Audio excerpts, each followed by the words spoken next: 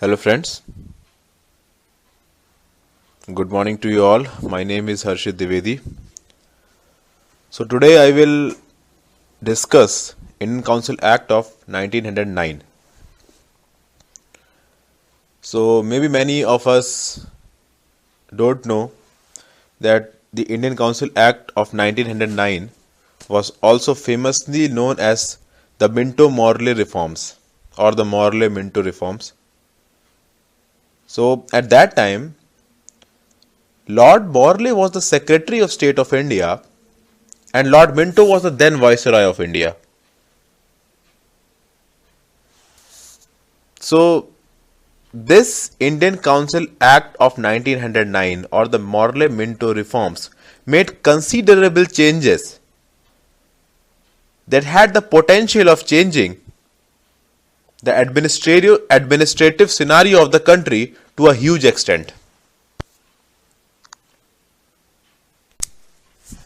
So, in 1906, Lord Morley, who was then the Secretary of State for Indian Affairs, announced in the British Parliament that his government wanted to introduce new reforms for India, in which the locals and the natives of India were to be given more power in the legislative and political affairs of the country.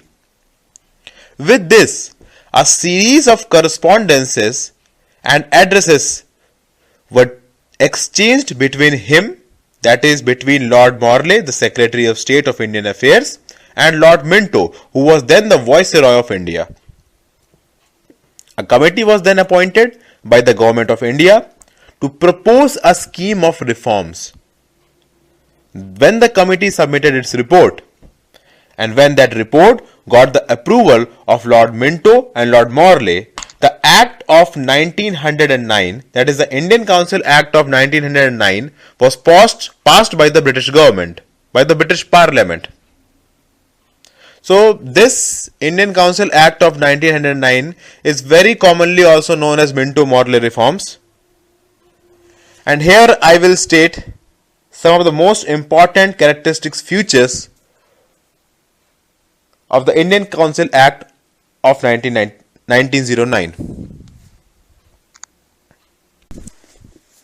So the very first feature of the Morley Minto reforms was that the strength of the Central Legislative Council and the Provincial Legislative Councils was increased considerably. That is, the number of members of the Legislative Council at the centre was increased from 16 to 60. That is from 16 to 60. Also, the strength of the Provincial Legislative Council was also increased. So, in case of Provincial Legislative Council, the members in each of the Provincial Legislative Council was not uniform or same. It was different. So, it was fixed at 50 in the provinces of Bengal, Bombay and Madras. And for rest of the provinces, the strength of the Legislative Council was 30. So, the strength of the Bengal Presidency Provincial Council, the Madras Presidency Provincial Council and the Bombay Presidency Provincial Council was 50. And for the Legislative Council of rest of the provinces, the strength was 30. Also, one important fact to see here was that there was a majority of official members in the Central Legislative Council. That is, the number of non-official members in the Central Legislative Council was less than the number of official members. While in the Provincial Legislative Council, it was the opposite. That is, that in the Provincial Legislative Council, non-official members would be in majority. That is, the official members were to form the majority at the center, but in the provinces, non-official members would have to form the majority.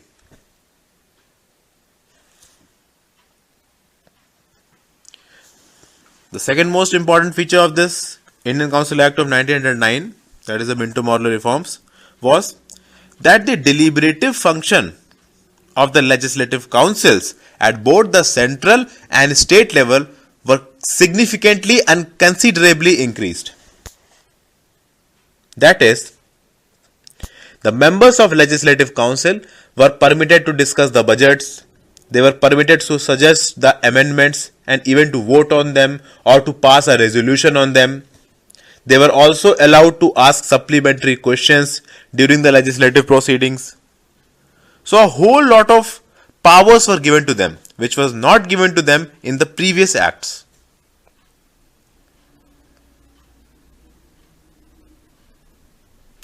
Also, recognition was given to the local representation, that is, the representation of presidency corporations, chambers of commerce, district boards, universities, zamindars, trade associations, etc.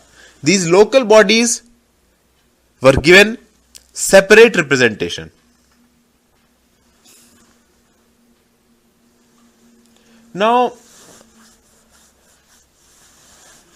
after looking at these features, one more feature is remaining, which we can say was one of the most important feature or landmark decision in the history of all the acts made by the British government in India. And that is why Lord Minto is famous as the father of communal electorate. Through this, a system of communal representation for Muslims by accepting the concept of separate electorate. That is, the right of separate electorate was given to the Muslims.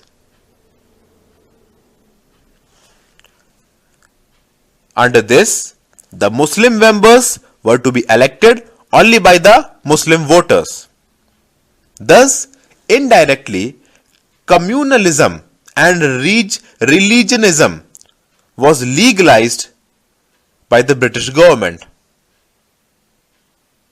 However,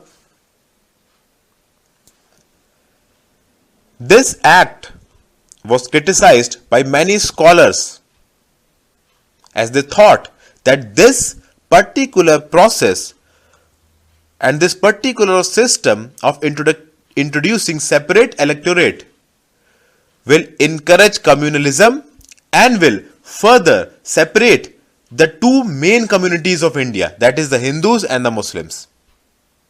Obviously, if there will be a distribution of powers, then there is bound to be an interference and a feeling of dividing or separation will occur.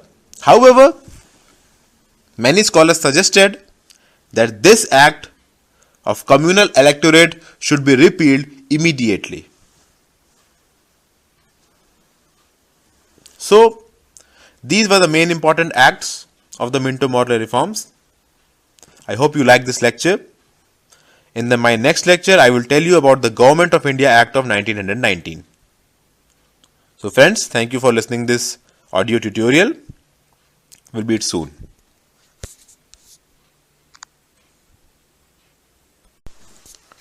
Hello friends.